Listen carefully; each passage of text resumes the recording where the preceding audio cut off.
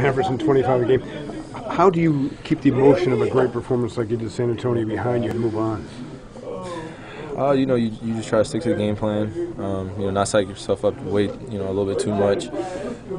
Put too much pressure on yourself. It's just a game of basketball, and I feel like you should embrace it as well. If you're playing well, then guys are setting great screens, and I was just using my teammates tonight, not only to get myself open, but to get them open, and shots were falling, and I had my feet under me, and just glad we got the win. You were getting a lot of open looks too, weren't you? Oh yeah, no, and then when me and Moran are attacking downhill like that, it's kind of hard for their big men to stop us in the paint and keep us out of the paint. We can continue to penetrate in the paint and get other guys' shots. Is there anything you couldn't do tonight? You seem to have your way with just about anything. Oh, it's just error on the side of aggression. That's kind of my mindset.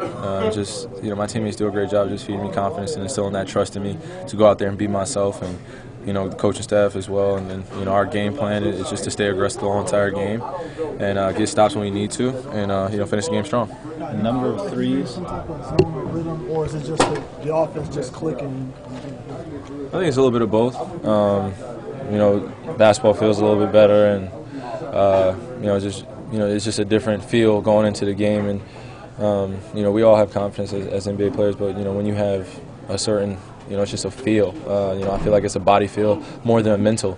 You're just going out there and playing, and I think for me it's just about figuring the game out, and learning every single day and learning where my spots are. How to be more efficient without using as many dribbles, and where guys are going to be open, and where the open spots are going to be. It's just watching a lot of film and watching other guys do it that have done it before me, learning from them and going from there. Kyrie, when the offense starts with LeBron kind of dribbling into the lane and then kicking out, what does that do for the flow of the offense for you, for other shooters?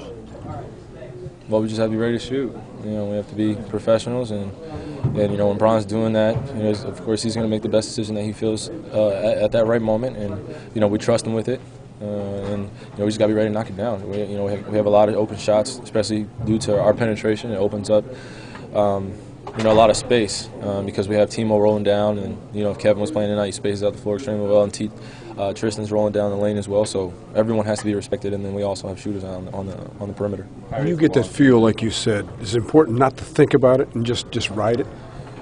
Yeah.